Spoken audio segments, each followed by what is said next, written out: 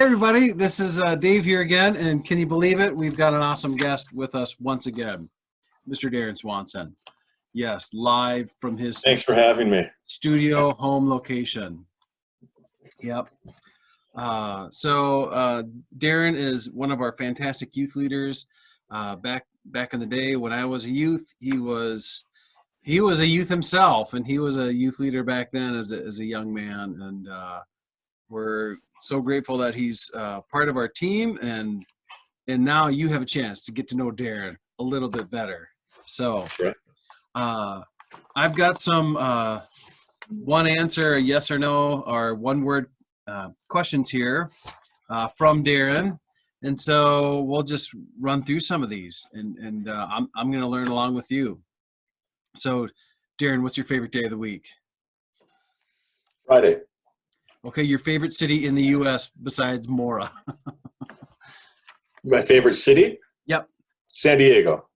Okay, and what was your nickname that your parents would call you by? My parents never called me a nickname, but when I was little, it was Swanee. Oh, that's a good one. What was the last song you downloaded? Whoa. Wow. Taylor Swift. You can be honest. Just say. Okay, Taylor Swift. What did Kobe say? I don't know. Cole, what did you say? What? Did you answer for me? What? Last song I downloaded? I don't know. I thought he had. Yeah, boy. Tough question. All right. Okay. Scale of 1 to 10. How good of a driver are you? I'd say a 8. Okay. Fill in the blank. Taylor Swift is. Oh, he's pausing. younger than my daughters. Okay. She's awesome, right? Yeah. Let's see. Scale of 1 to 10. How good are you at keeping secrets? 9.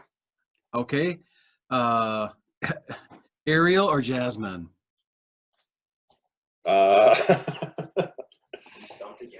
Jasmine. Okay. Your first celebrity crush. That's a good one. Christy McNichol. Is that funny? Yeah, it is. Thanks. Who's that? Remind me who that is. Christy McNichol. I think that was when she was on Family, a show drama that was on in the late 70s or something. Oh, I remember that one. Okay, what's your favorite junk food? Junk food, pizza. Okay. Your favorite ice cream flavor? Butterbrickle. Say a word in Spanish. Hola. Good. Hola. Do you have a favorite number? No. Okay. Have you ever worn socks with sandals? Yes. Good for you, man. Let's see. Why do you think we can't tickle ourselves? Oh, good question. I don't know. Okay, and then the last one. If Voldemort offered you a hug, would you accept it? Sure. Good for you.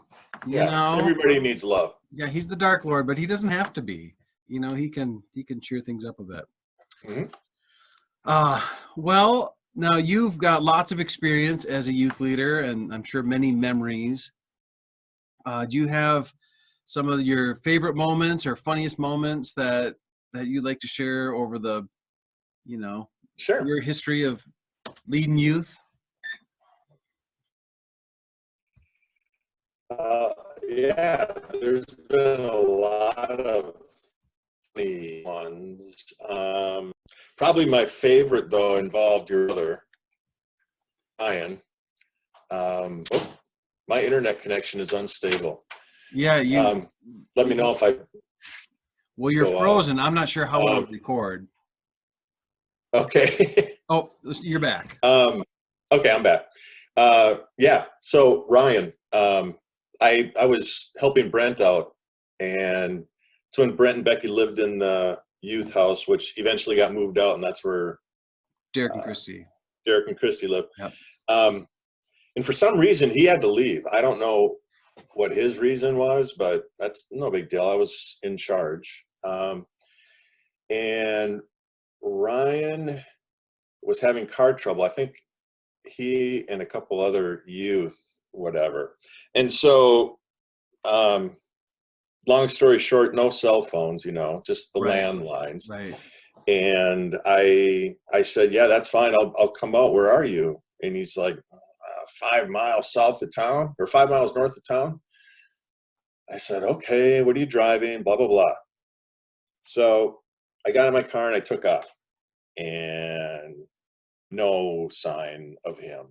So I kept heading north, about 10 miles, 15 miles. I'm thinking, wow, what is going on? So I pulled off, walked up to a farmhouse and asked if I could use their phone. And I called back to Brent's house and I said, have you guys heard from Ryan? Because I don't see him anywhere. And we were waiting to pass messages back and forth. Well, eventually it turned out, I don't know how long this was, probably an hour and a half, but he had meant south of town. I can totally see that. Oh, did I say north? Yeah. Oh yeah. Okay. Well, that was good. That was fun. The Canada trips, the fishing trips. Yeah. Great times. Yeah, I was just telling a story we had a little campfire last night with the kiddos, and I was telling them about how we would put the fires out at night on the camping trip, and and how Becky felt about that. It was funny. Yeah. I remember Brent. You were there when he got the hook through his finger. Yeah. Daren did that to him. Yeah, that was me. That's not my memory. That's all on Brent. Come on. Yeah, he was my fishing partner, and I caught a fish. He offered to take it off for me. I said, no, I got this. He said, no, let me, because I'm not going to catch one. So fine, I brought my pole back, and when he was taking the fish off the hook, the fish jumped, embedding the treble hook into his finger, and evidently he couldn't paddle like that, so I had to paddle us back. Yeah, and he got lazy all of a sudden. Unbelievable. Yeah. You're a hero. He sat there and played with it for hours. Yeah. Finally, he got it out. That was a rough night for Brent. Yes, it was. Now you went on the trips to Jamaica with Jim, right? Yes. Okay, so yeah. Yes, those were great. I want to say 3. Okay. Yeah, I've heard a bit about those from Tim. They sound like they were remarkable trips. Oh yeah, definitely. Yeah. What are some of I have here some of your mission highlights. What do you have some mission highlights that you might want to share about those trips or other times? Yeah. Well, the first trip we went out, Jim had actually taken 2 groups. So many of the youth and stuff were there for 2 weeks. Excuse me. And we came in, I can't remember if we were the first week or the second week. I guess it doesn't matter. But one of those trips was to orphanages, which were always awesome, just to go there and hold babies and help out. But when we were at the Robin's Nest, when it was located where it was, and that's where we were spending a lot of our time, there was a wall, like a concrete wall along the road, and she had problems with people finding the Robin's Nest. It wasn't well marked. And so I don't remember if I offered or somebody offered my services to paint the Robin's Nest on this wall. So I spent my day doing that, which was fine. I mean, it was good. But the rest of the team went to a boys' home, and I didn't experience that one personally, obviously, but it was just touching to hear the stories. I mean, some kind of humorous. Miranda was along on that trip, her and her friend Amy. I think one of the boys wanted to show the girls his chickens. So okay, they like, yeah, they got in trouble because they were wandering off somewhere. But Yep. troubled boys. But yeah, some really sad stories. They didn't have anything really of their own. And so the team brought them little bags with soap and a washcloth, some simple toiletry items like that. And one of the boys, did he want to give it back and trade it in? Yeah, he wanted to trade it for a t-shirt, right? Because he didn't have. Okay. I mean, what he was wearing was pretty much what he had. So, right. I mean, it's just the level of need that's there, and you realize how blessed we are and how fortunate we are. And yet, for the most part, I can't speak to the kids or the boys at that home, but most of the Jamaicans we would interact with were all very joyful, very happy. Yeah. It was something. Yeah, that always makes me think about, in the Sermon on the Mount, he says, blessed are the poor in spirit, but in Luke, he says, blessed are the poor. Like, I mean, there are blessings that come with those kinds of hardships. And of course, not that we all have any great desire to lose all of our property or our wealth, but yeah, I think God is with people who struggle in a special way. That's sort of hard in a way, but it's definitely a blessing. How about are there some moments in your memory where there's been great success in your ministry to the youth, or? Yeah, I can think of a few. So I don't know if I can give her name or should give her name. No? Okay. But yeah, one girl that we ministered to throughout high school, Deb more so to begin with, but then I was also able to be involved in helping her through some tough times. Okay. Well,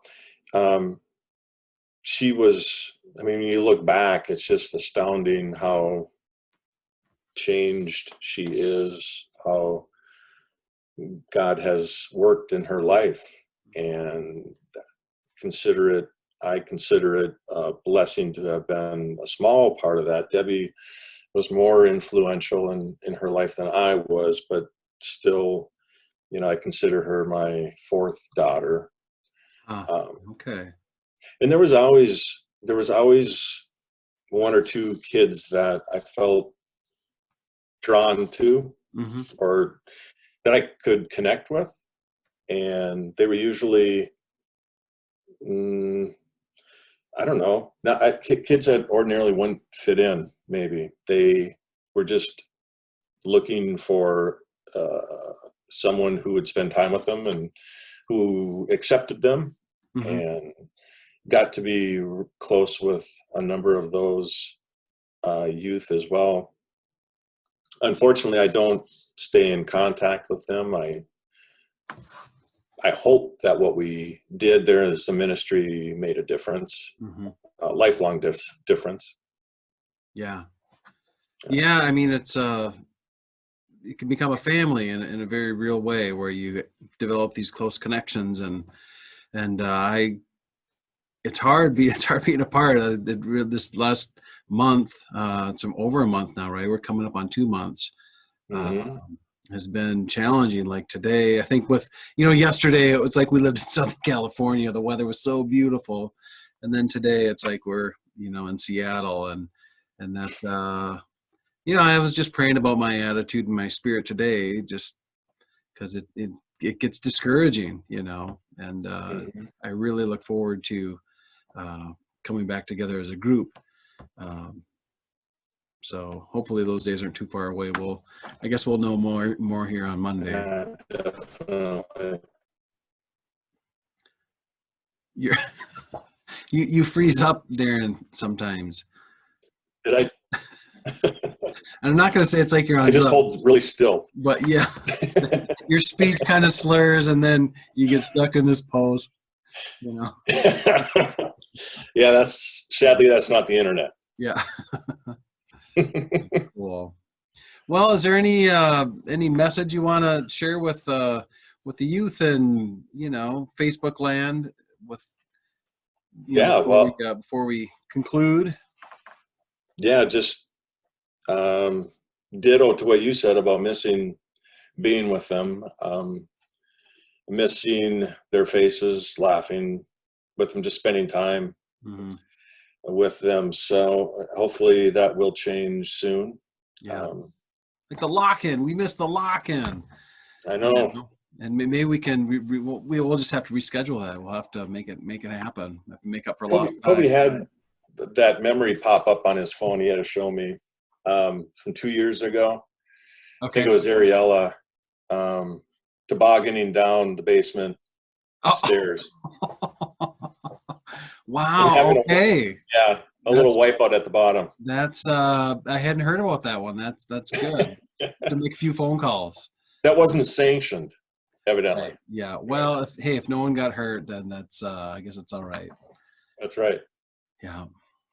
Well, cool. All right. Well, thanks, Daren. It's good seeing you. Thank you. Who knows? Maybe we'll see you soon. Yeah, I hope so. All right. Bye-bye.